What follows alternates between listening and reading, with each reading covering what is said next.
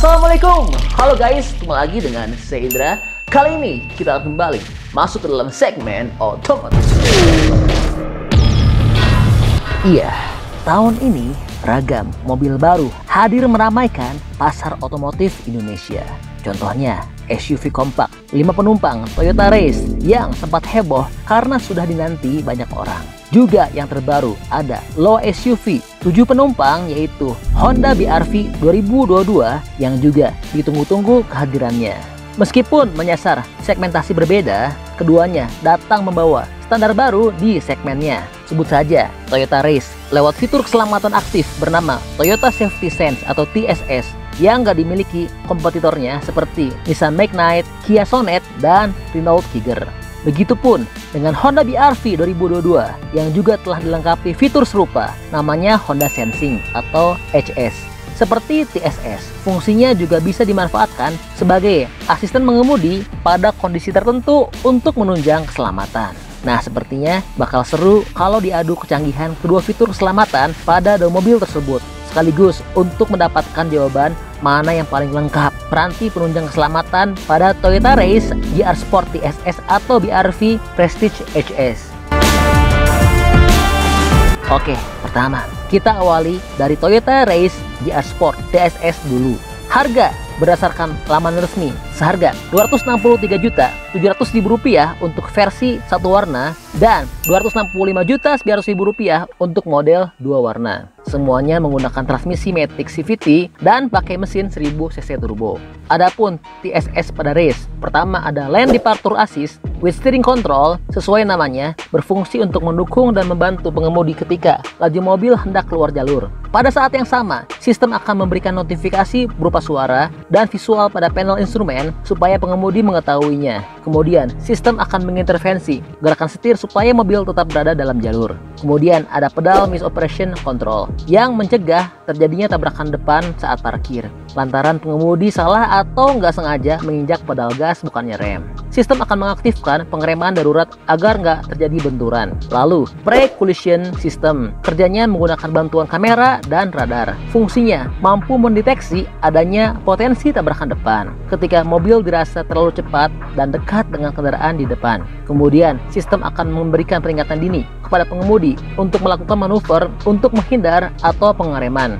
Namun, jika pengemudi nggak sempat menghindar atau terlambat menginjak rem, maka pre-collision system akan melakukan pengereman otomatis guna menghindari benturan depan. Nggak terkecuali Adaptive Cruise Control. Fitur ini merupakan peningkatan dari fitur cruise control biasa. Karena selain bisa menjaga kecepatan konstan, juga mampu berakselerasi maupun deselerasi mengikuti kecepatan kendaraan di depan dengan jarak yang aman. Akselerasi yang dimaksud sampai batas kecepatan ketika pengemudi mengatur fitur tersebut. Misalnya terjadi perlambatan, maka sistem juga akan menurunkan kecepatan. Lalu saat terjadi lenggang, kecepatan dinaikkan lagi sampai batas yang telah diatur. Dan TSS berikutnya dalam bentuk Phone Departure Alert yang akan memberikan suara peringatan kepada pengemudi ketika lalu lintas mengalami perlambatan yang signifikan. Terakhir, ada yang dinamakan Rear Cross Traffic Alert dengan Blind Spot Monitoring. Fungsi ini bisa mendeteksi adanya kendaraan dari belakang ketika hendak mundur keluar parkir, sehingga bisa meminimalisir terjadinya benturan. Fitur ini juga dikombinasikan dengan Blind Spot Monitoring yang bisa mengidentifikasi adanya kendaraan yang bergerak di bidang pandang tak terlihat di spion alias blind spot menggunakan radar. Ketika bekerja, fungsi akan menyalakan peringatan pada spion supaya pengemudi lebih berhati-hati.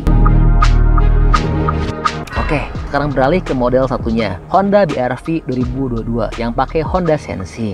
Tapi sayangnya Honda belum merilis harga resminya. Pertama, ada Collision Mitigation Braking System. Sederhananya, cara kerjanya serupa dengan Pre-Collision System TSS Race. Fitur bisa mengestimasi potensi tabrakan, kemudian memperingatkan pengemudi. Dalam situasi darurat, sistem bisa menerapkan pengereman kuat untuk memperlambat atau menghentikan laju guna menghindari potensi benturan atau mengurangi kerusakan. Kemudian, Lane Keeping Assist yang mendukung pengoperasian kemudi agar kendaraan tetap di lajur saat berkendara di jalan raya yang markanya jelas. Apabila sistem membaca mobil hendak keluar jalur, sistem akan memberikan notifikasi pada pengemudi dan bantu mengoreksi setir.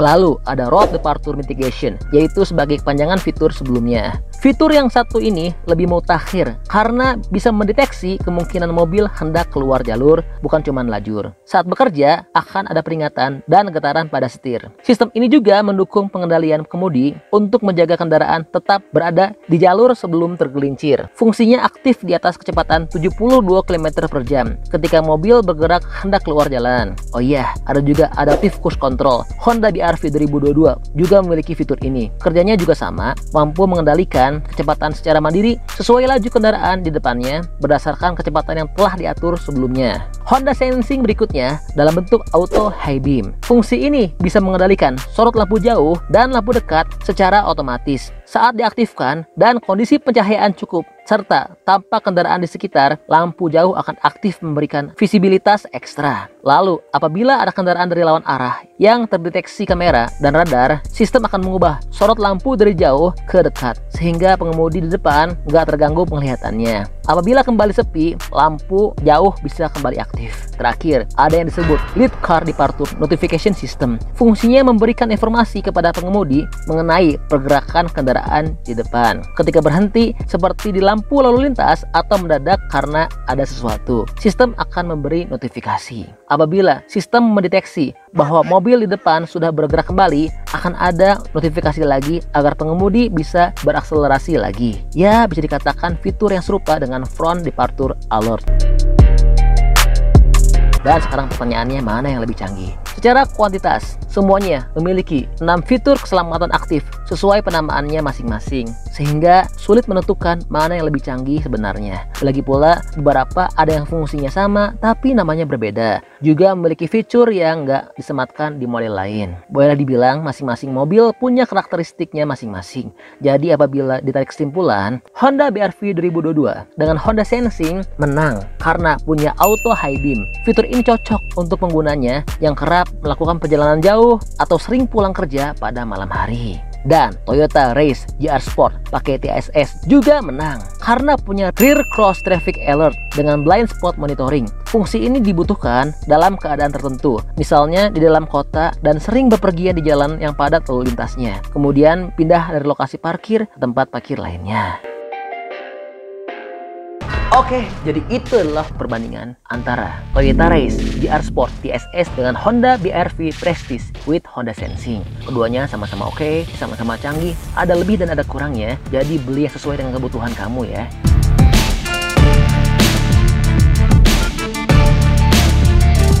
Oke, masih banyak nonton, jangan lupa untuk bantu di like dan di share video ini. Jangan lupa juga bantu untuk subscribe ya. Oke, stay tune at my channel. See you next video.